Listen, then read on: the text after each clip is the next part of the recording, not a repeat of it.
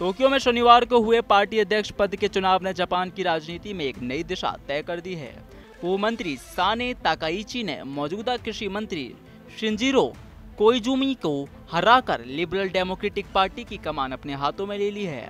यही वही ताकाइची हैं जो पार्टी की सबसे रूढ़िवादी चेहरों में मानी जाती हैं, लेकिन अब उन्होंने इतिहास रच दिया है, जापान की सबसे बड़ी पार्टी की पहली महिला अध्यक्ष बनकर। इस जीत के साथ ही ताकाइची के जापान की प्रधानमंत्री बनने का रास्ता लगभग साफ हो गया है, क्योंकि संसद के निचले सदन में एलडीपी सबसे बड़ी पार्टी है और विपक्ष पूरी तरह बिखरा हुआ है। जापान जो दुनिया की तीसरी सबसे बड़ी अर्थव्यवस्था है, वो आज भी राजनीति में महिलाओं की भागीदारी बेहद सीमित है।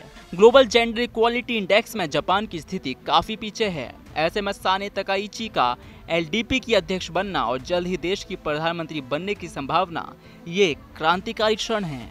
एलडीपी अध्यक्ष पद की दौड़ में कुल 5 उम्मीदवार थे, जिनमें 2 वर्तमान मंत्री और 3 पूर्व मंत्री शामिल थे, परंतु असली मुकाबला था ताकाइची और कोइजुमी के बीच। शिंजिरो कोइजुमी लोकप्रिय पूर्व प्रधानमंत्री जुनिचिरो कोइजुमी के बेटे हैं। अगर वो जीतते हैं तो एक सदी में जापान के सबसे युवा प्रधानमंत्री बनते, लेकिन ताकाइची ने उन्हें मात दी थी। सिर्फ 295 सांसद और करीब 10 लाख पार्टी सदस्य ही इस चुनाव में वोटिंग के पात्र थे, यानी जापान की कुल आबादी का मात्र 1%। इसके बावजूद ये फैसला पूरे देश की सत्ता की दिशा तय करता है। एलडीपी को अब ऐसी नेता की जरूरत थी जो न केवल घरेलू मोर्चे पर पार्टी को संभाले, बल्कि अंतर्राष्ट्रीय स्तर पर भी नेतृत्व कर सके। प्रधानमंत्री शिगेरू इशिबा के इस्तीफे के बाद पार्टी राजनीतिक अस्थिरता और लगातार हार से जूझ रही है। साने ताकाइची की जीत ने जापान की राजनीति में एक ऐतिहासिक मोड़ ला दिया है। उनकी छवि भले ही एक पारंपरिक और रूढ़िवादी नेता की रही हो, लेकिन अब उनके सामने है एक आधुनिक जापान को नेतृत्व देने की जिम्मेदारी। ताकाइची ने अपने अभियान में आर्थिक स्थिरता, राष्ट्रीय सुरक्षा और अंतर्राष्ट्रीय रिश्तों को मजबूत करने की बात की, लेकिन उन्होंने सामाजिक मुद्दों जैसे लैंगिक समानता, यौन विविधता और राजनीतिक घोटालों पर खुलकर चर्चा नहीं की। यही वजह है कि विशेषज्ञों का मानना है कि ताकाइची के लिए जनता का भरोसा वापस पाना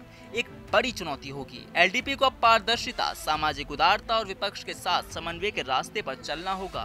ये सिर्फ एक राजनीतिक बदलाव नहीं, ये एक सामाजिक चेतना है। नेतृत्व की परिभाषा और एशियाई राजनीति में लैंगिक समानता की दिशा में एक कदम है। अब सवाल ये नहीं कि साने ताकाइची प्रधानमंत्री बनेंगी या नहीं, सवाल ये है कि क्या वो जापान की बदलती जनता की उम्मीदों पर खरी उतरेंगी या फिर नहीं। जापान ने एक महिला नेता को चुना है, लेकिन उनके सामने चुनौतियां पुरुष नेताओं से कहीं ज्यादा है। पार्टी की साख बहाल करना, अंतर्राष्ट्रीय दबाव से निपटना और जनता का भरोसा फिर से पाना, ये ताकाइची के नेतृत्व के असली परीक्षा होगी। अब 4 अक्टूबर से शुरू होगा एक नया अध्याय और दुनिया की नजरें जापान की नई प्रधानमंत्री पर टिकी होगी। कैमरामैन उज्जवल के साथ मैं सोनम गुरुंग, टीवी 100 नोएडा।